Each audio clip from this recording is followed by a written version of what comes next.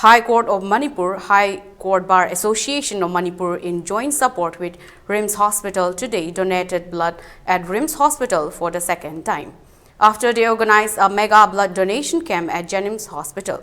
Today's blood donation camp was attended by Manipur High Court Judge Justice Aribam Guneshwar Sharma, Justice Golmai Gaifun Silu, along with senior advocates, judicial officials and other staff of the Manipur High Court.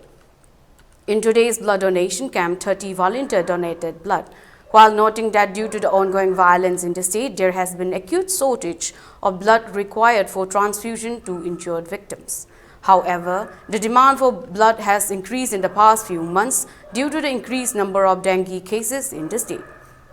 Justice Aribam Guneshwar Sharma highlighted that the Manipur High Court, along with other judicial officers and advocates of the bar, shall continue to donate blood to save lives in the state.